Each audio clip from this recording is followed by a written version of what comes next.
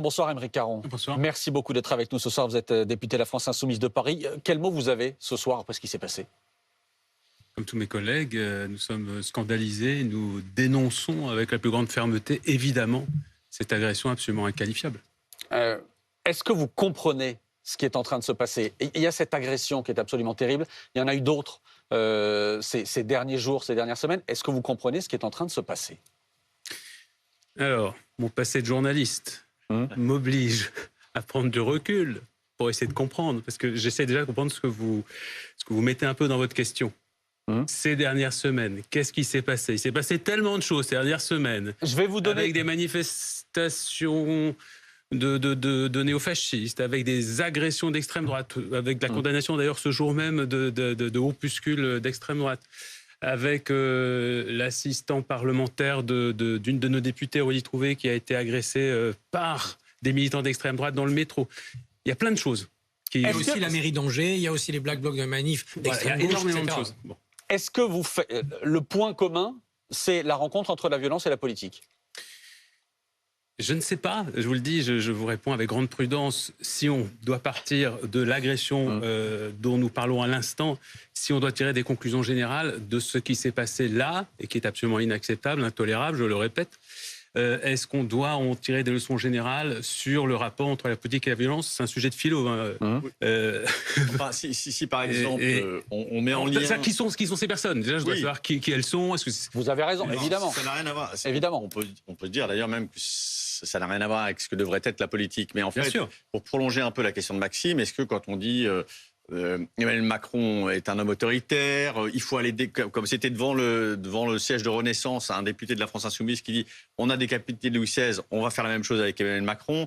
Ces propos tenus par des députés et des élus de la France Insoumise qui sont extrêmement agressifs à l'endroit d'Emmanuel Macron, est-ce que vous ne pensez pas que ça désinhibe un peu une forme de violence, c'est-à-dire que ad nominem, aujourd'hui, quand on voit des députés qui disent on va décapiter Emmanuel Macron comme on a décapité Louis XVI, eh bien, pourquoi pas aller aller agresser son neveu? La personne à laquelle vous faites référence n'est pas députée, me semble-t-il. Non, conseiller régional. Absolument. Donc il n'y a pas de député qui l'a dit. Conseiller régional. Oui. Bon, ça change rien. Mais en fait, que ça a été dit. Non, mais ça a été dit. Non, le problème, c'est qu'on ne va pas contrôler la parole de chacun des individus qui portent une écharpe sur... Bon.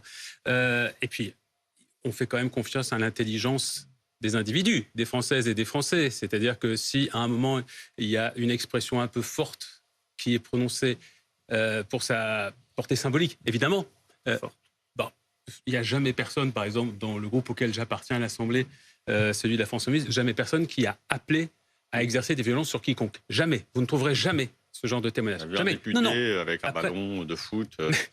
Non, mais c'est là qu'on doit être extrêmement prudent. C'est là qu'on doit être extrêmement prudent. Toute violence physique, à l'encontre de quiconque d'ailleurs, que ce soit un représentant politique, quelqu'un de la famille d'un représentant politique, mais à l'encontre de quiconque, d'un kidam, de quelqu'un qui se prend dans la rue, est inacceptable, intolérable. Il n'a jamais aucun motif pour frapper quelqu'un. Jamais. Ça, c'est d'une clarté absolue. En revanche, nous sommes aujourd'hui dans, évidemment, un affrontement politique qui est le cœur même de la politique. Est-ce qu'aujourd'hui, vous viendriez me dire, attention, cessons d'être critiques à l'égard de ceux dont nous dénonçons la politique, car on ne sait pas quelles conséquences vos mots critiques pourraient avoir. Non, Aymeric Caron, ce qui vous est dit aujourd'hui, c'est que est-ce qu'il n'y a pas un glissement possible entre une violence verbale, puis des symboles. Antonin le citait, mais effectivement, l'un de vos collègues députés, Thomas Porte, qui met le pied sur un ballon à l'effigie d'Emmanuel Macron de l'Élysée. On est dans le symbole, je suis d'accord. Mais est-ce qu'il n'y a pas un glissement assez naturel qui va derrière tout ça vers de la violence physique? Le fait de mettre dans une même phrase ces deux faits me choque parce qu'ils n'ont aucun rapport. Et si on le met à l'envers, parce qu'il y a dans la société des gens qui prennent tout au pied de la lettre et qui sont prêts à passer à la violence physique parce qu'ils ont été excités par ce qu'ils ont vu sur les réseaux sociaux ou à la télévision, il y en a sans doute. Il faut que les responsables politiques soient beaucoup plus prudents et contrôlés dans leur expression parce qu'elle a un écho, un effet d'entraînement bien supérieur à ce qu'elle pouvait avoir sous la Troisième République. Je ne sais pas. Une sorte de devoir de sobriété. J'en sais rien. Je pense que puisque vous posiez, Maxime, la question du rapport entre la violence et la politique, il y a eu des mouvements qui ont été violents historiquement. Bien sûr. Au cours du XXe siècle. Il y a eu On a connu des périodes d'ailleurs bien plus violentes que celles d'aujourd'hui, avec des assassinats, des choses qu'on ne peut absolument pas revoir, bien évidemment, des choses terribles. C'est d'abord de la violence, c'est les mais même dans les années 70, on avait quand même des groupes. Là, ce qui m'inquiète un tout petit peu, si je peux me permettre, dans ce que j'entends sur ce plateau, c'est que vous voudriez laisser entendre que parce qu'on est extrêmement critique à l'égard d'opposants politiques, nous serions dans un effet d'entraînement, d'encouragement à de la violence physique. Ce n'est absolument pas le cas. Ou alors vous taisez l'idée même de démocratie. Non, vous l'éteignez. Mais il y a une différence entre la critique précisément, et le fait d'avoir des termes et des mots et des idées. Vous vous rendez compte déjà de ce que vous êtes en train de dire, Maxime? Vous êtes en train de. Je ne dis pas qu'il y a un souci. Mais nous ne pouvons pas, c'est le propre même de la démocratie dont nous devons nous enorgueillir, choisir les mots à mettre dans la bouche de ceux qui ont une opinion à exprimer. Oui, parfois ils sont trop forts, bien sûr. Et alors? Mais ça fait également partie de la liberté d'expression. À choisir les mots et les symboles. Mais si Olivier Dussopt est un assassin... De quel mot parlez-vous exactement? Si Olivier Dussopt est un assassin, quelqu'un qui entend ça, il dit c'est un assassin. Le mot a été retiré. Oui, mais il a été retiré. Vous voyez cette frontière. Mais regardez quand même... Non, mais j'essaie de comprendre ce dont nous parlons aujourd'hui. Est-ce que vous êtes en train d'essayer de trouver les 2, 3 exemples qui ont été collés à la France Insoumise ces 6 derniers mois pour dire regardez, vous seriez peut-être un petit peu responsable de ce qui s'est passé? Ça, c'est quelque chose que je n'accepterai pas d'entendre. Justement, l'idée n'étant pas ici de qualifier la France Insoumise de levier de glissade vers une forme de violence telle qu'on peut l'apercevoir ce soir. Toutefois, je reprends l'exemple que je donnais tout à l'heure. Il s'avère que Jean-Luc Mélenchon lui-même... maintenant, nous parlons de Jean-Luc Mélenchon. Non, mais vous allez comprendre... Nous avons quand même un petit-neveu de Brigitte Macron qui se fait agresser chez lui, et maintenant, on en arrive à Jean-Luc Mélenchon. Je ne sais pas comment vous faites le lien. Vous allez voir. Je ne vais même pas parler de son tweet. L'idée, c'est que dans le cadre en fait de la doctrine qui est portée par la France Insoumise, on voit que l'idée est de remettre de la conflictualité. Jusque-là, vous n'allez pas objecter. Voilà. Donc là-dessus, c'est Chantal Mouffe. Je vais aller très vite et comme ça, vous allez pouvoir me répondre. Parce que justement, vous êtes dans l'idée de remettre de la conflictualité. Quitte à, et ça c'est Chantal Mouffe donc qui a posé cette doctrine, c'est pas mes propos, qui a posé cette doctrine à tel point que on voit aujourd'hui, et c'est pas moi qui le dis, c'est des politologues et des politistes qui travaillent sur votre mouvement, disent aujourd'hui on n'est plus dans la figure de l'adversaire politique, on est dans la figure de l'ennemi. Est-ce que vous êtes d'accord ?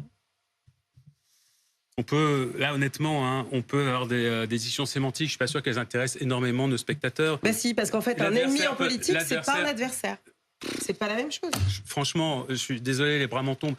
Oui, un adversaire devient un moment un ennemi. C'est pas parce que l'ennemi, on a forcément envie de le violenter physiquement. On a envie de le battre dans les élections. Et c'est là que les mots, parfois, peuvent... On se bat, c'est un combat électoral, vous voyez.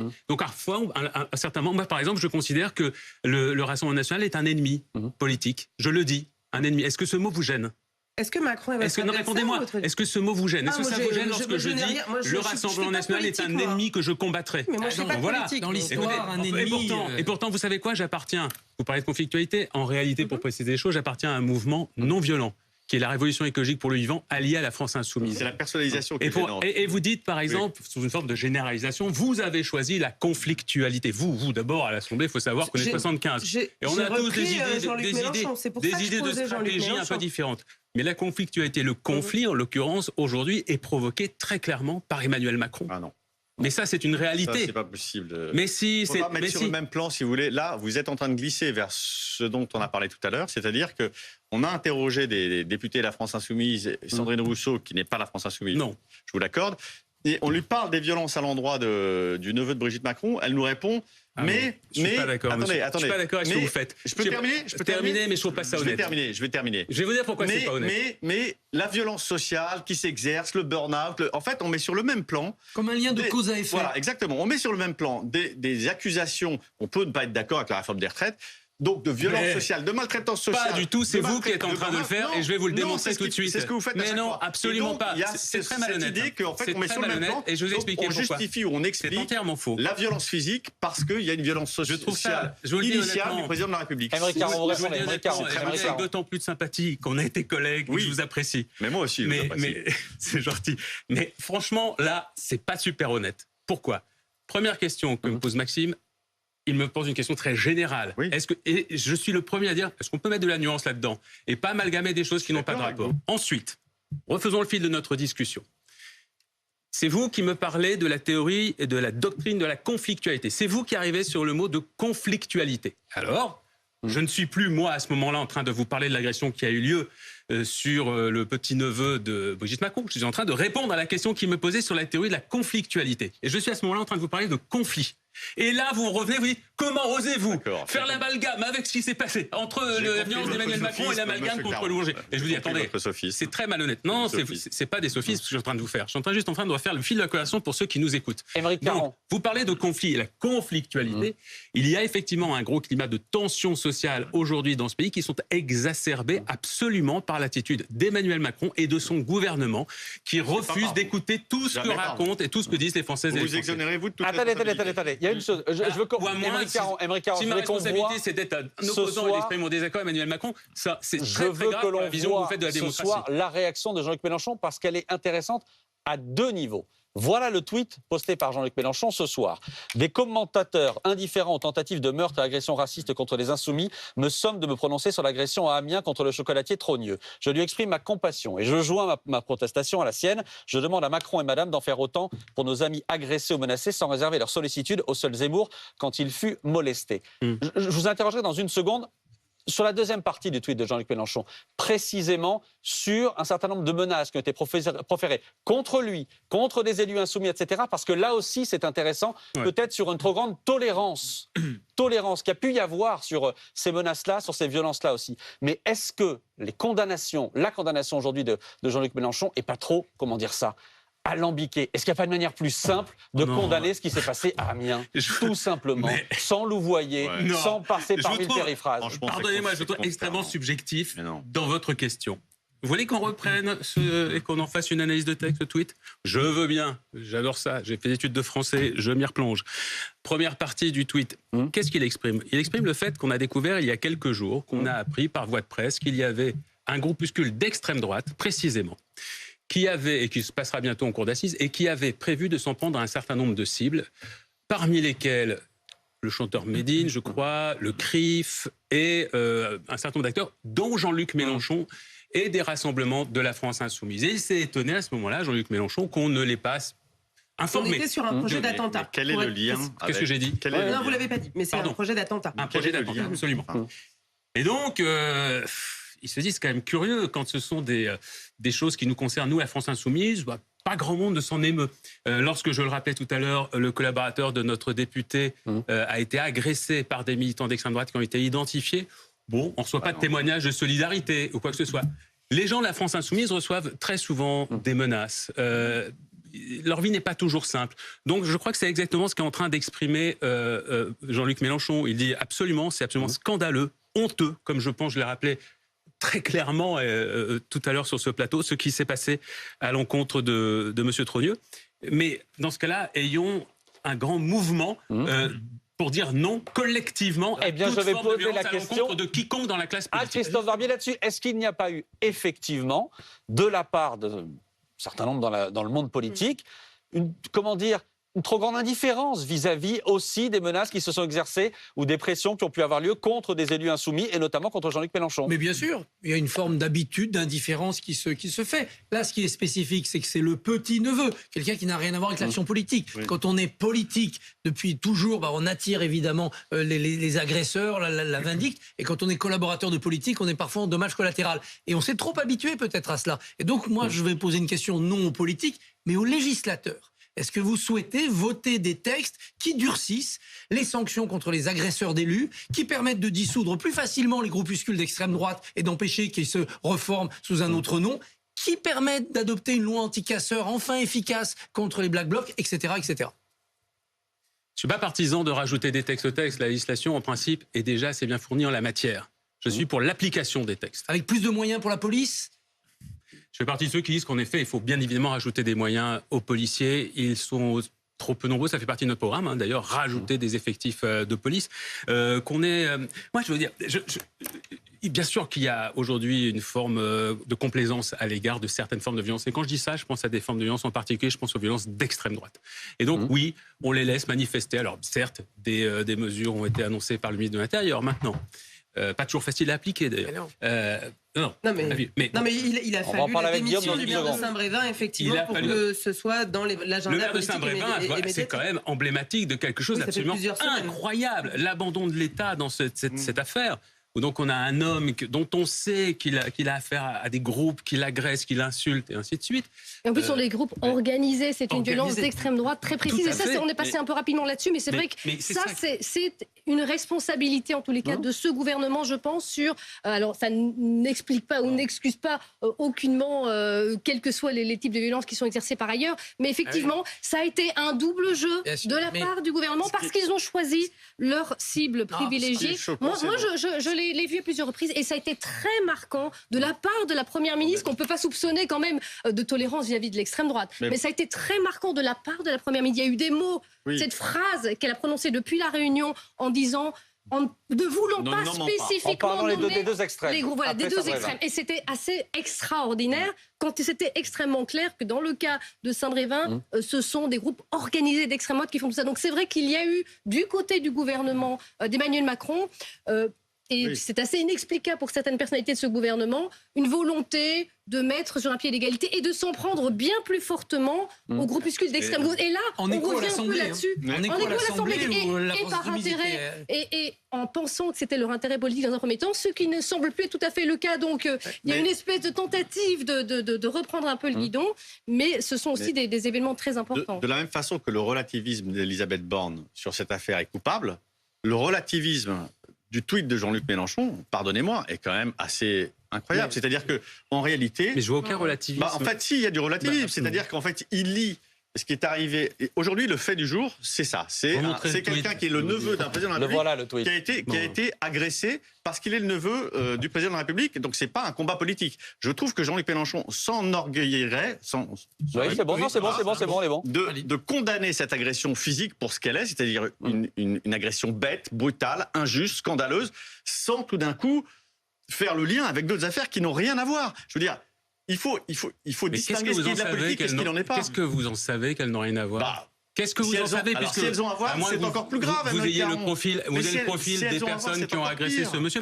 Mais écoutez, moi je peux rien faire. C'est à partir du moment où vous êtes choqué du simple fait que Jean-Luc Mélenchon profite de ce tweet pour rappeler que des agressions arrivent chaque semaine contre des élus, et notamment contre des élus de la France Insoumise. Si ça vous choque, qu'est-ce que j'y peux? Là, je peux rien. Faire une comparaison. On peut regarder le tweet de François Ruffin, le communiqué qui a été publié par François Ruffin. Les médias préfèrent François Ruffin à Jean-Luc Mélenchon, je l'ai bien compris. Non, regarde, là on peut comparer. Ces faits sont graves et inadmissibles. On ne défend pas la démocratie en s'attaquant à chocolatine. Alors, je vais donc répéter ce que j'ai dit. Jean-Luc Mélenchon a appris il y a 4 jours ou 5 jours que lui-même donc avait été la cible, et lui, ça arrive régulièrement.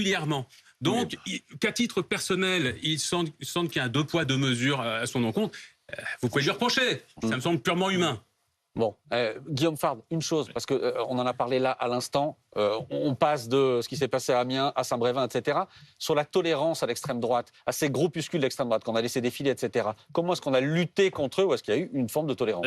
Par des dissolutions, enfin, on peut les citer, Génération Identitaire, le Bastion Social, les Zouaves de Paris, enfin, il y a quand même un certain nombre de décrets qui sont passés en Conseil des ministres depuis 2017 pour dissoudre ce sont des groupements de fait, ce ne sont pas des associations à la 1901, et s'ils se reconstituent sous une autre forme, vous pouvez les poursuivre pour un délit qui est reconstitution de ligue dissoute, c'est dans le code pénal, et ça sert à ça. D'abord, la dissolution, c'est quand vous dissout une première fois, et que si vous récidivez, eh bien, vous pouvez être poursuivi pénalement. Donc il n'y a pas de complaisance, de tolérance à l'endroit de ces groupuscules hyper violents, qui sont xénophobes, qui sont homophobes, qui sont antisémites, qui sont racistes, enfin, on peut rajouter tous les qualificatifs, c'est ça qui les caractérise, et ils sont hyper violents.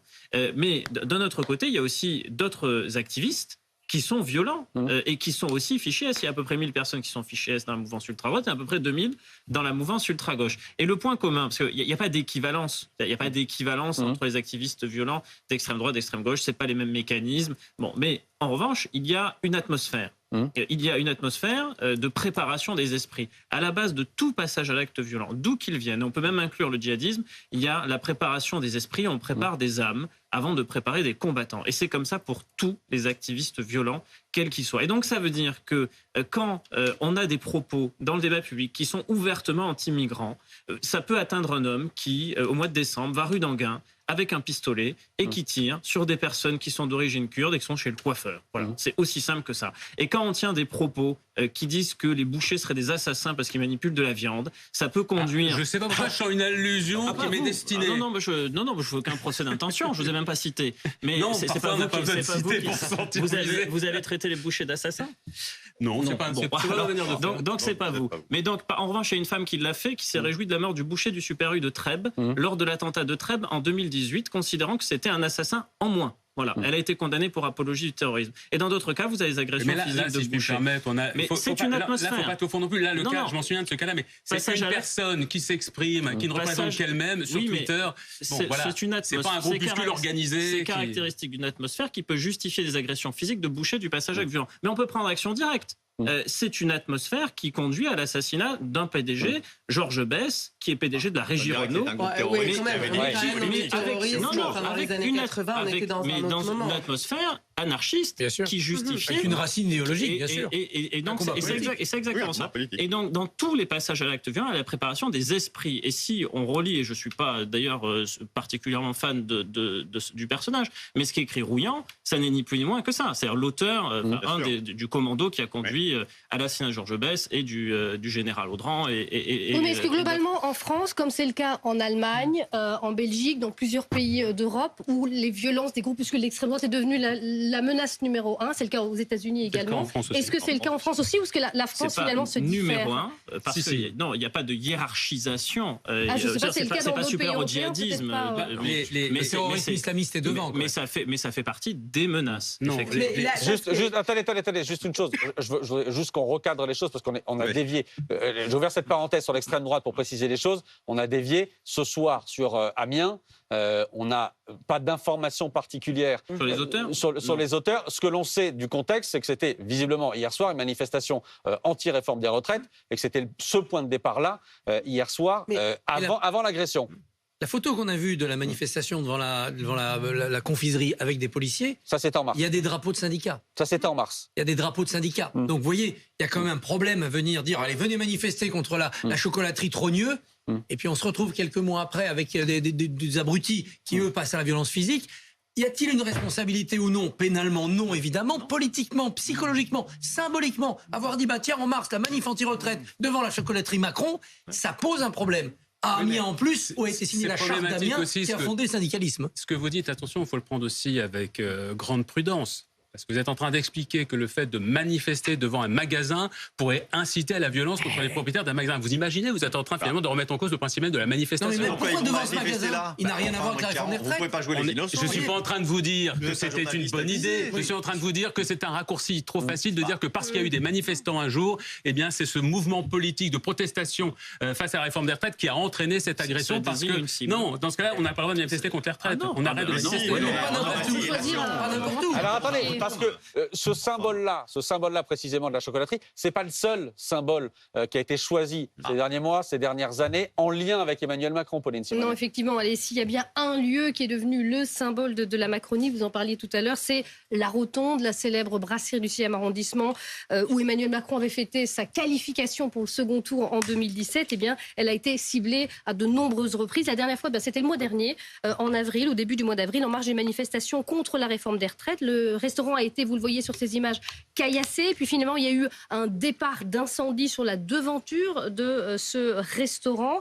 Après le jet de fumigène, les flammes ont été assez rapidement éteintes. Mais on a eu le temps d'entendre dans la foule la Rotonde en feu, Emmanuel Macron au milieu. C'était pas la première fois, donc il y en a eu aussi pendant le mouvement des Gilets jaunes, notamment en janvier 2020. Des intrus avaient déjà à cette époque-là cassé une vitre de la terrasse au rez-de-chaussée. Et puis là aussi, il y avait eu un incendie donc, au niveau de cette terrasse. Et le restaurant fait l'objet d'une protection rapprochée et très importante de la police. Alors il y a eu ces dernières semaines également, symboliquement, plusieurs effigies du président Macron qui ont été malmenées, avec des mises en scène qui ont été souvent très macabres. Ça a été le cas ici, là sont les images à Grenoble le mois dernier également, où on a attaché une effigie d'Emmanuel Macron à un arbre, on l'a molesté, ensuite on l'a brûlé. Et puis il y avait eu également à la même période, ça c'était à Bordeaux, vous allez voir les images dans un instant, fin avril, un mannequin là aussi à l'effigie d'Emmanuel Macron que des manifestants ont fait exploser en scandant des slogans Macron explosion. Et puis, souvenez-vous, Emmanuel Macron a été lui-même visé physiquement par une attaque physique. Le président a été giflé. C'était le 8 juin 2021 lors d'un déplacement dans la Drôme, atteint l'Ermitage. Vous voyez, il s'est approché de Bado. Une personne lui a pris le bras et puis l'a giflé. C'est un jeune homme de 28 ans qui s'était dit investi par les Gilets jaunes, qui n'étaient plus assez entendu à l'époque. Je mets ce cas-là à part, Aymeric Caron, mais je reviens aux images que Pauline montrait avant, ces effigies, que l'on brûle, que l'on fait exploser, etc. Est-ce que vous dites simplement que c'est du folklore, ou est-ce que vous dites que précisément là, ça va trop loin, il faudrait que tout le monde redescende? Une fois de plus, il faut prendre chaque chose au cas par cas. C'est-à-dire brûler une effigie. J'ai entendu les débats, mais bon, pour moi, c'est pas dramatique. Ou alors, vous prenez vraiment... croyez que les gens n'agissent qu'au premier degré. Ça vous oublie toute la force symbolique du langage, d'une expression, d'une image. Ou alors, vous n'êtes pas Charlie. Dans ce cas-là, on dit aussi, Charlie, ce qu'ils disent, ce qu'ils font en une. J'ai regardé la une de Charlie, j'ai compris, je vais suivre exactement ce qu'ils disent. Non, à un moment, il faut être sérieux. On ne peut pas être Charlie un jour et puis ne pas l'être le lendemain parce que ça ne nous arrange plus. Donc non, après, il ne faut pas tout confondre. Je suis bien évidemment complètement, je le répète, opposé, hostile, dégoûté lorsque je vois une agression physique contre le président. Évidemment, ça n'a aucun rapport. C'est pas parce que une photo ou un mannequin était brûlé dans une manifestation que ça appelle à vraiment s'en prendre à lui physiquement. Je crois qu'il ne faut pas prendre les gens pour des neuneux, honnêtement. Ensuite... par rapport à cette question de la violence, du comportement, de la manière d'exprimer son désaccord ou sa colère. On est face à des gens qui sont en colère, dans un certain nombre d'expressions que l'on peut observer depuis de nombreux mois. Mais qu'on demande une forme de politesse de la part d'un représentant de la nation, c'est tout à fait normal. C'est logique, nous sommes dans notre rôle.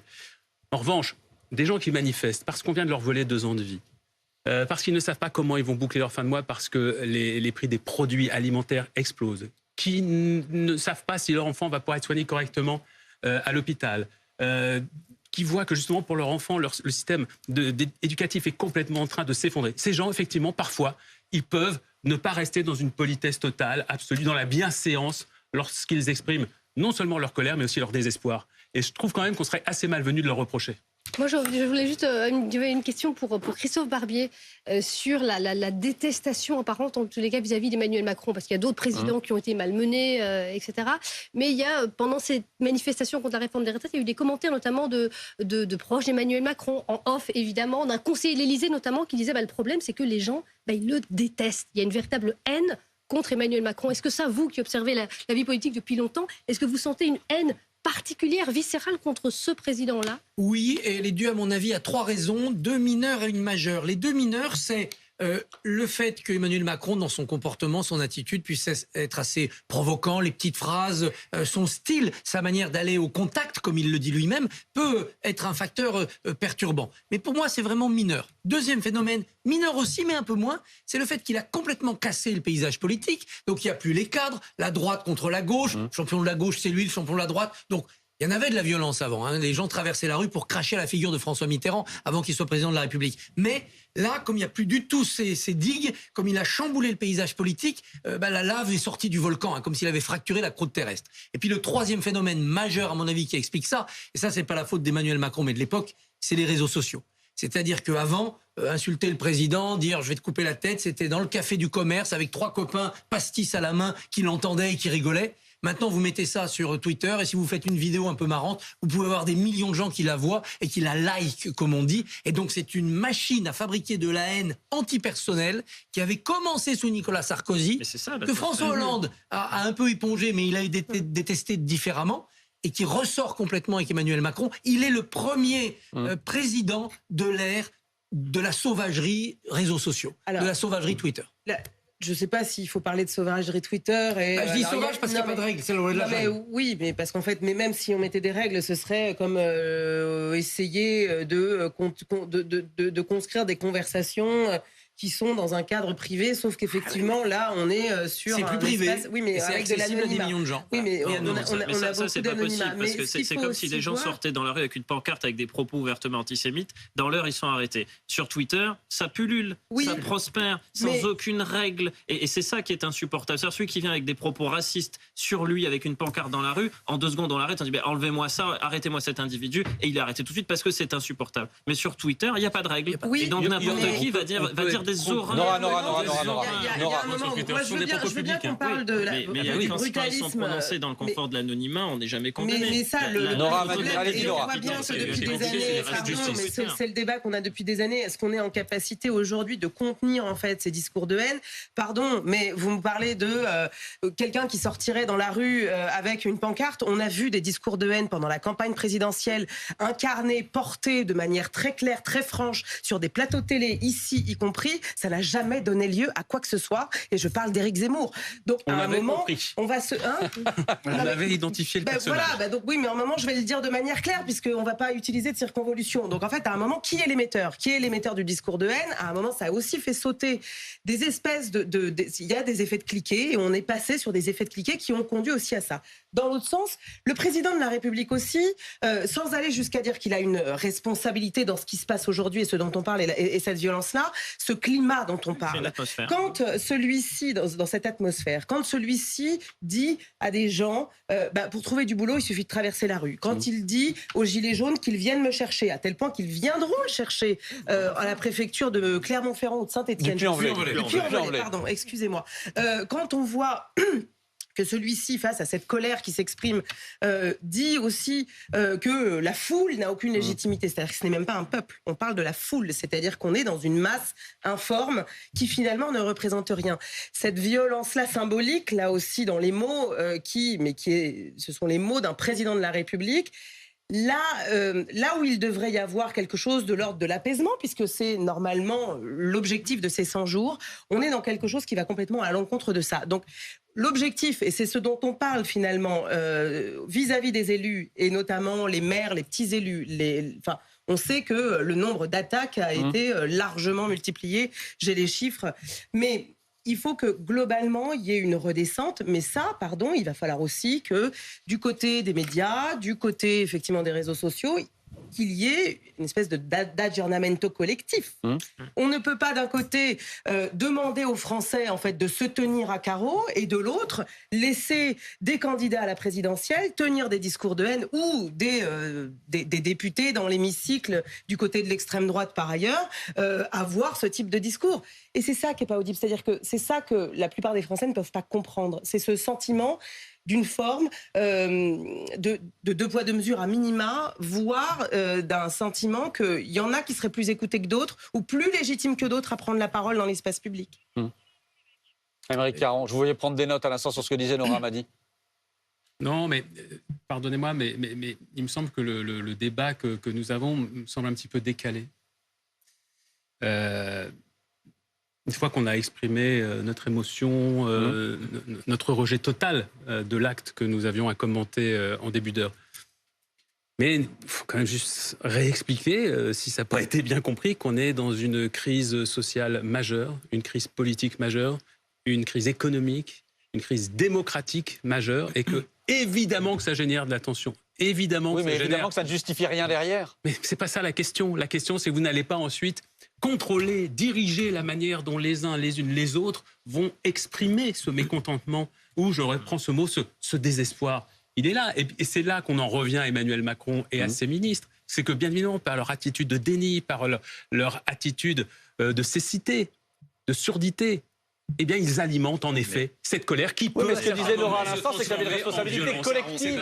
Il y avait une responsabilité collective. Et le fait de faire redescendre la tension, la température, c'est une responsabilité qui est collective. Les combats sociaux se sont souvent toujours gagnés autour de colère. Voilà. C'est ça la réalité. Et c'est l'histoire de notre pays, c'est l'histoire qu'on apprend à nos enfants. Non, est-ce que j'ai dit cela? C'est pourquoi faire cette conclusion? Je suis juste en train de faire un état des lieux. Il y a un désir révolutionnaire. Il y a un désir révolutionnaire. Jean-Luc Mélenchon appelle à l'insurrection le 1er mai.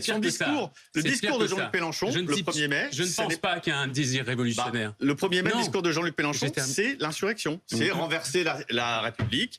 Il faut changer de République, évidemment. Non, mais Évidemment qu'il faut changer de République. Immédiatement, c'est-à-dire c'est la priorité. Mais je ne dis pas qu'il y a un appel de Jean-Luc Mélenchon à l'insurrection. Assumez-le, c'est votre stratégie. Mais cette insurrection, elle peut passer par des moyens démocratiques. C'est une insurrection des esprits, c'est une insurrection pour renverser le système, bien évidemment, par les moyens légaux qui nous sont donnés. Bah oui, mais quand vous avez l'insurrection, si vous voulez, il y a des gens qui comprennent que l'insurrection, ça se fait avec les armes. Donc non, je vais juste répondre. Il n'y a pas, vous disiez, un désir révolutionnaire. Il n'y a pas de désir révolutionnaire. C'est pas un désir. Vous savez, le vrai désir des gens, c'est de vivre correctement. Oui. C'est d'être heureux, c'est de pouvoir effectivement ne pas se poser des questions sur leur avenir. C'est ça le vrai désir. Le désir, c'est de vivre bien. Pour y arriver, et simplement, en raison des conditions qu'on leur impose aux gens en ce moment, depuis quelques années, mais plus particulièrement là depuis le second quinquennat de Macron, eh bien, effectivement, les gens sont obligés de se radicaliser dans leur manière d'exprimer. C'est là où vous êtes dans une impasse. D'exprimer leurs attentes. C'est là où vous êtes dans une aporie. Vous avez cette volonté de changer l'équilibre économique, même le régime politique, pour rétablir ce vivre bien. En même temps, vous dites ah oui, mais pas une révolution à l'ancienne avec des têtes coupées, des barricades et des morts. Les moyens légaux. Vous n'allez pas me le reprocher quand même. Non, bien sûr, bien sûr. Et c'est là où ça coince, parce que en créant. Pourquoi ? C'est-à-dire que vous ne croyez pas en la démocratie alors ? Si ça coince, c'est que vous ne croyez pas en la démocratie. Mais je vais vous expliquer. Nous proposons un modèle de société radicalement différent de celui dans lequel nous sommes prisonniers. En comprenant. Voilà, c'est ça notre révolution. Laissez-moi aller au bout de mon raisonnement. En comprenant cette colère, en expliquant que cette colère est légitime et en expliquant qu'elle doit évidemment passer par les urnes, puisque vous n'êtes pas un sanguinaire. Cette colère, elle crée des désordres, elle crée des troubles, elle crée de la violence, et elle provoque dans l'opinion la volonté d'ordre, le désir d'un retour à l'ordre qui peut être très inquiétant, et donc la montée de l'extrême droite. Vous voyez ? Non, vous avez dit quoi ? Ça provoque dans l'opinion un retour de désir à l'ordre. Un désir d'ordre. Mais dans quelle opinion ? Dans une partie de l'opinion. Dans une partie des Français. Oui, il y a certains Français qui peut-être aujourd'hui... Mais ça veut dire quoi le retour à l'ordre ? Mirabeau disait ça veut dire quoi ? Exciter le désordre pour créer dans l'opinion un violent désir d'ordre. Vous êtes en train d'essayer d'insinuer que par exemple l'ordre ce serait l'extrême droite ? Je suis en train de vous dire que votre stratégie politique... Votre stratégie politique. Un parti qui est le parti du désordre, c'est le parti d'extrême droite. Et le nombre d'attentats d'extrême droite qui sont déjoués depuis des mois l'atteste. Ce ne sont pas des attentats d'extrême gauche qui sont déjoués, c'est des attentats d'extrême droite. Mais le nombre d'agressions qui sont perpétrées par des militants d'extrême droite qui est exponentiel depuis maintenant 1-2 ans en France. Bien sûr, c'est un réel danger. Prouve que mais le désordre, le chaos, c'est l'extrême droite. Votre stratégie faut pas mélanger les choses. Je ne mélange pas, je vous dis que votre stratégie du conquête du pouvoir est contre-performante puisqu'elle renforce les ennemis que vous désignez. C'est ça que je crains. J'ai peur pour vous. Vous avez peur pour nous. C'est gentil, mais je pense que vous nourrissez le dragon qui veut vous dévorer. Non, mais est-ce qu'on est réellement dans une période plus... Je crois qu'il faudra falloir que vous réécoutiez cette séquence. Vous êtes en train de nous expliquer que le simple fait que nous soyons une opposition crée un problème, un trouble à l'ordre public. C'est votre stratégie d'opposition qui m'inquiète. C'est de manifester, c'est d'aller dans la rue. C'est l'obstruction à l'Assemblée nationale. Les syndicats voulaient... Quelle obstruction ? Les syndicats vous demandent une seule chose. On va pas pratiquer l'obstruction. L'obstruction est pratiquée par le gouvernement via le 49.3. Les syndicats vous demandez une chose. L'obstruction est pratiquée par le gouvernement qui nous empêche de voter. Et l'obstruction, elle est du côté d'Emmanuel Macron. On va pas refaire ce débat-là. On va pas refaire ce débat-là. Non, on va pas refaire ce débat-là. Antonin, vous avez semé la pagaille à l'Assemblée. Antonin, on a ce débat depuis 2 mois. On va pas refaire ce débat-là avec le point de départ qu'on a ce soir. Vous parlez d'une journée. D'une journée à l'Assemblée. André, Émeric Caron, on ne va pas refaire ce débat-là vous savez que non. Ce soir. Pauline, vous vouliez réagir ? Oui, moi je voulais juste dire...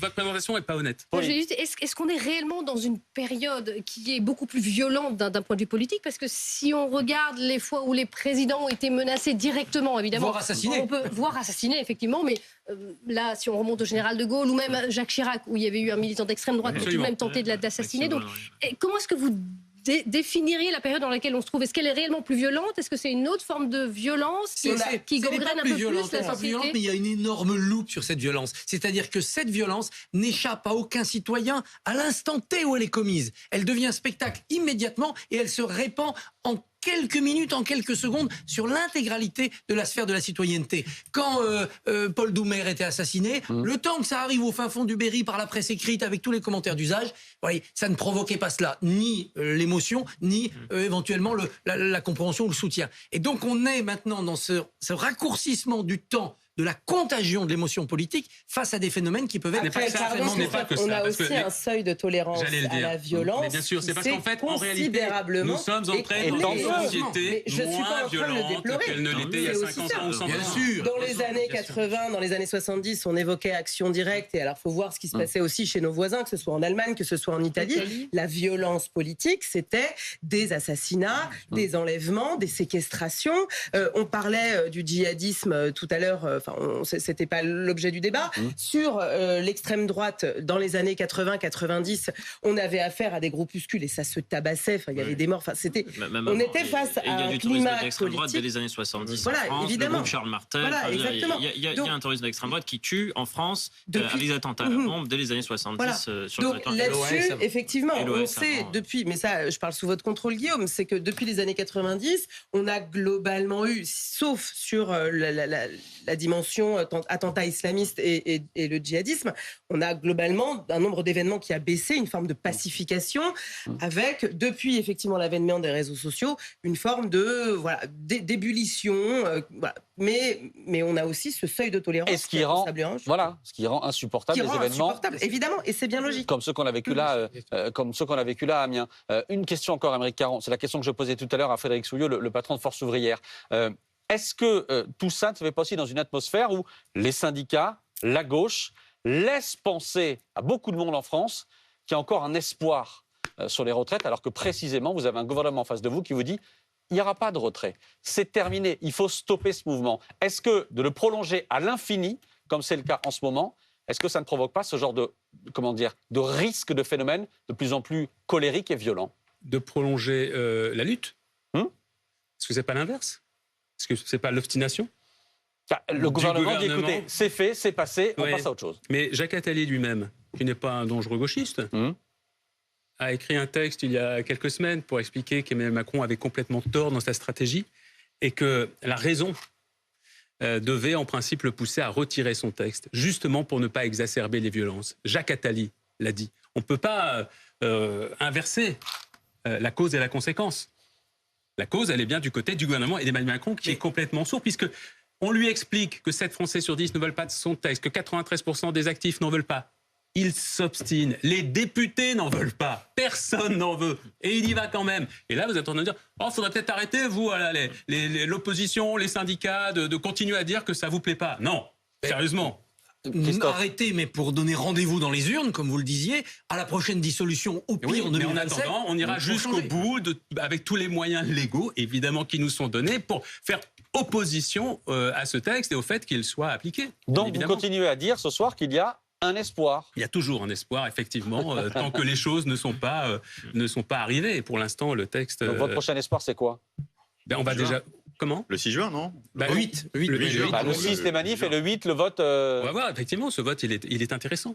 Il est intéressant, le vote dans la niche. Le vote, on rappelle, c'est une proposition de loi Lyotte, du groupe indépendant Lyotte, pour éteindre, d'une certaine manière, supprimer s'il a lieu la mesure, absolument, oui, puisque la mesure phare de la réforme. Évidemment, fidèle à son habitude, c'est-à-dire de piétinement de la démocratie. C'est la Constitution, l'article. C'est sûr que c'est une Constitution qui est extrêmement imparfaite, ça, je vous l'accorde. Et effectivement, il y a à chaque fois un petit outil qu'on peut aller chercher. Pour l'exécutif. Oui, on le détourne, évidemment, de son objet initial, pour essayer effectivement de passer en force à chaque fois. Et effectivement, la question maintenant, c'est la question du coût de la mesure. Donc, ce serait effectivement inconstitutionnel. J'explique pour les gens. C'est ce que le gouvernement essaye de réussir à pouvoir discuter autour de cette niche parlementaire du groupe Lyotte.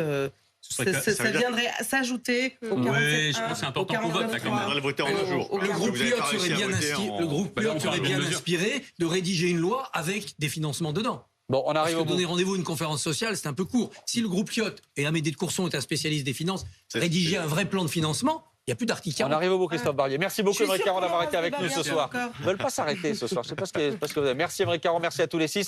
Merci à vous d'avoir été fidèles à BFM TV et à 22h max.